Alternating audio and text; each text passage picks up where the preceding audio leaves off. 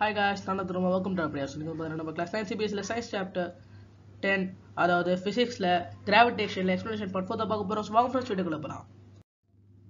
Mass. We have learned in the previous chapter that the mass of an object is measure of its inertia. So நமக்கு பாத்தீங்கன்னா முன்னாடி சாப்டர்லயே பார்த்திருந்தோம் இனர்ஷியாவும் மாஸும் டிபெண்டண்டா இருக்கும். அதனால மாஸும் பாத்தீங்கன்னா இனர்ஷியோட மெஷர் தான். சோ அதனால inertia அதிகமாச்சுன்னா மாஸும் அதிகமாகும். அதுவே inertia decrease ஆச்சுன்னா மாஸும் decrease ஆகும். We have also learned that greater the mass, the greater is the inertia. So ரொம்ப பாத்தீங்கன்னா சின்ன ஒரு கல்லை தூக்கி போடுறப்போ அந்த இடத்துல பாத்தீங்கன்னா inertia கம்மியா இருக்கும். அதுவே மிகப்பெரிய பெரிய ஒரு கல் அந்த இடத்துல மாஸ் அதிகமா இருக்கிறதுனால அது தூக்கி போடுறப்போ inertia ரொம்ப அதிகமா இருக்கும். சோ உங்களால அதை தடுக்க முடியும் தவிர இந்த இடத்துல இதை தடுக்க முடியாது. அந்த இடத்துல பாத்தீங்கன்னா நமக்கு இத சொல்லிருக்காங்க. அதாவது greater the mass, greater the inertia. It remains the same whether the object is on the earth, the moon or even in the outer space. Thus the mass of the object is constant and does not change from place to place. So மாஸ்ங்கிறது எல்லா இடத்துலயும் common. அது earthல இருந்தாலும் சரி, மூன்ல இருந்தாலும் சரி, outer spaceல இருந்தாலும் சரி. Mass பாத்தீங்கன்னா கான்ஸ்டன்ட். அது place to place மாறாது. வெயிட். இப்போ மாஸ் எப்படி பிளேஸ் டு பிளேஸ் மாறாதோ வெயிட் அப்படி இல்ல. வெயிட் எல்லா இடத்துலயும் மாறும். இதுக்கு இப்ப பார்க்கலாம் என்னன்னு. We know that earth attracts every object with a certain force and this force depends on the mass of the object and the acceleration due to gravity. This rate of attraction of the force with attracted to the earth is, we know that F is equal to m into a. That is F is equal to m into g. The force of attraction of earth on an object is known as the weight of the object. It is denoted by W. Substituting the same in 10.14, we have W is equal to mg. The weight is equal to mass into gravity. So இப்போ எப்படி mass universally எல்லா இடத்துலயும் கான்ஸ்டன்ட்டா இருக்கும், ஒரேதா இருக்கும். இப்போ இந்த இடத்துல mass பாத்தீங்கன்னா ஒரு 50 கிராம் இருக்குன்னா அது எந்த இடத்துல எந்த ஸ்பேஸுக்கு போனாலும் 50 கிராம் தான். அதுவே வெயிட் எல்லா இடத்துலயும் மாறும். ஏன்னா எர்த் ஒரு விஷயத்தை அட்ராக்ட் பண்ணுதுன்னா அது நம்ம ஜீனு சொல்லலாம். இப்போ அதோட மாஸ் m. நமக்கு முன்னாடி தெரியும் force is equal to mass into acceleration. இந்த இடத்துல ஒரு ஆப்ஜெக்ட் மேல ஒரு எர்த் ஒரு ஃபோர்ஸ் கொடுக்குதுன்னா அது கண்டிப்பா f ன்னு தான் இருக்கும். அந்த ஆப்ஜெக்ட்டோட மாஸ் m ன்னு எடுத்துக்கலாம். அப்புறம் இந்த இடத்துல இருக்கிற ஆக்ஸலரேஷன் a இல்ல g. சோ அதனால force is equal to m into g. So இந்த இடத்துல இந்த ஃபோர்ஸ் நம்ம வெயிட் ன்னு சொல்லலாம். So weight is equal to mass into g. That is weight is equal to mass into gravity. So gravityங்கிறது ஒவ்வொரு இடத்துலயும் வேரி ஆகும். இது இம்பார்ட்டன்டான விஷயம்.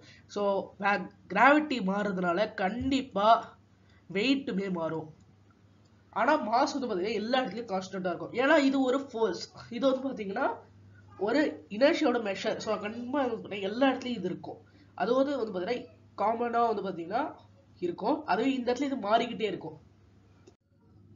As the weight of an object is force with which is attracted towards earth, the accident of which is same as that of force, that is Newton. The weight is force acting vertically downward.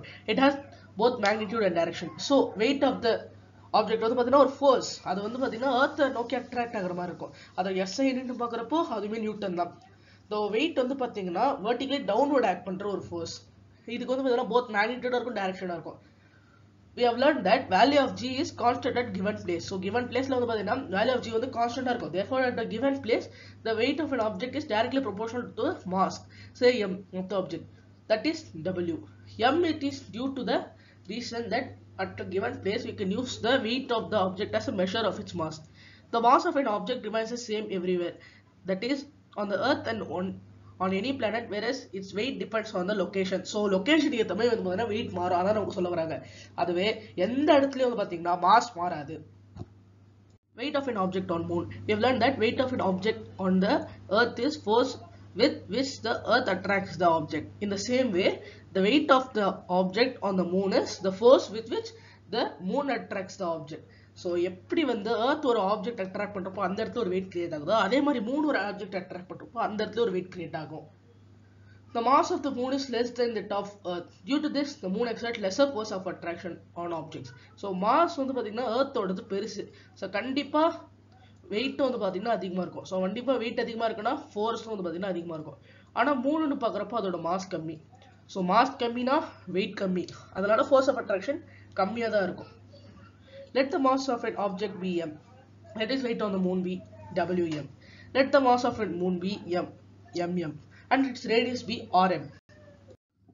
Let the mass of an object be m. Let its weight of the moon be wm. let the mass of the moon be mm and radius be rm. So வந்து பாருங்க திரும்ப திரும்ப வந்திருக்கு. By applying the universal law of gravitation, the weight of the object on the moon will be. So weight of the moon on the object will be, so பார்க்குறப்போ force is equal to g into m by r square. So இது வந்து பார்த்தீங்கன்னா d square முன்னாடி பார்த்துருந்தோம். So அதை வந்து இப்போ modify பண்ணியிருக்காங்க. ஸோ ஒரு மாஸ் இருக்குதுன்னா அந்த இடத்துல வந்து பார்த்தீங்கன்னா m. இப்போ அதுவே வந்து மூணோட மாஸ்ன்னு பார்க்குறப்போ அது mmன்னு வரும் நமக்கு. அதுவே அதோட ரேடியஸ்னு பார்க்குறப்போ rm ஸ்கொயர், அப்புறம் g கான்ஸ்டன்ட், அப்புறம் wங்கிறது அந்த ஆப்ஜெக்டோட weight. Let the weight of the objects of the same object on the earth be we. The mass of the earth is m and radius is r. So அப்படி பார்க்கறப்போ இந்த இடத்துல வந்து பார்த்தீங்கன்னா we is equal to g into m by r square ன்னு வரும். So இந்த இடத்துல நமக்கு வந்து celestial bodyயோட வெயிட் கொடுத்துருக்காங்க, அதாவது வெயிட்டும் மாஸும். ஸோ சாரி, வெயிட்டும் மாஸும் இல்லை, மாஸும் ரேடியஸும் கொடுத்துருக்காங்க. ஸோ celestial body வந்து பார்த்தீங்கன்னா எர்த்துக்கு மாஸ் வந்து 5.98 into 10 to the power of 24 kg. So ரேடியஸுங்கிறது 6.37 into 10 to the power of 6 metre. அதுவே மூணு பார்க்குறப்ப 7.36 into 10 to the power of 22, அப்போ 1.74 into 10 to the power of 6. So இந்த இடத்துல பார்க்குறப்போ மூணுக்கு வந்து இந்த 10 to the power of 24 10 to the power of 22 ரொம்ப சின்னதாலாம் இருக்காது, ரெண்டும் மேக்ஸ் ஈக்குவலாக இருக்குன்னு நினைச்சிங்கன்னா அதான் தப்பு. ஏன்னா இந்த இடத்துல இது பார்க்குறப்போ 10 to the power of 24ங்கிற மாதிரி இல்லை, இந்த இடத்துலயும் இந்த நம்பர் வந்து சின்னதாக தான் இருக்குது, இந்த இடத்துல பெருசாக இருக்குது. அப்படியே பார்க்குறப்போ லைட்டாக ஒரு 2 நம்பர் மட்டும் தான் இந்த இடத்துல அதிகமாக இருக்குது. ஸோ அதனால ரொம்ப பெருசாலாம் இருக்கான்னு நினச்சிங்கன்னா இந்த இடத்துல இந்த 10 to the power of 24ங்கிறது கிட்டத்தட்ட இந்த சைஸ் வந்து பல மடங்கு பெருசாகும். ஸோ அதனால 3 வந்து பார்த்தீங்கன்னா ஏர்த்துக்கு ஈக்குவல் சொல்ல முடியாது, ஏர்த்தை விட ரொம்ப சின்னதாக தான் இருக்கும். ஸோ இப்போ நம்ம டேபிள் 10.1ல இருந்து இருக்கிற வேல்யூஸ் எல்லாம் சப்ஸ்டியூட் பண்ணலாம். So g into 7.36 into 10 to the power of 22 kg into m by 1.74 into 10 to the power of 6 meter square. So இது எல்லாமே நமக்கு இந்த இடத்துல இருக்குது. ஸோ எண்டில் பார்க்குறப்போ weight of the moon is equal to 2.431 into 10 to the power of 10 g into m and w is equal to 1.474 into 10 to the power of 11 g into m. So totally பார்க்குறப்போ வந்து பார்த்தீங்கன்னா நமக்கு இந்த இடத்துல மோரலஸ் எப்படி வருதுன்னா 1:6ன்னு வருது. அதாவது weight on moon by weight on earth 1/6ன்னு வருது. ஸோ அப்படி பார்க்குறப்போ இந்த இடத்துல weight of the object on the moon by weight of the object on the earth is equal to 1/6. So weight of the object on the moon is equal to 1/6 into weight of the object of earth. So ஒரு object வந்து மூணில் வந்து ஒரு X இருக்குதுன்னா அது வந்து ஏர்த்துக்கு வந்ததுல 1/6 இருக்கும். ஸோ அதாவது மூணை விட ஏர்த்தில் வந்து வெயிட் வந்து 6 மடங்கு இருக்கும். ஸோ மூணில் ஒரு விஷயம் இருக்குன்னா அது 6 மடங்கு வந்து பார்த்தீங்கன்னா இந்த இடத்துக்கு வந்தால் அதிகமாயிடும். அதுவே இந்த இடத்துல இருந்து பார்த்தீங்கன்னா அது 3க்கு பார்த்தீங்கன்னா 6 மடங்கு வந்து பார்த்தீங்கன்னா அது கம்மியாயிடும்.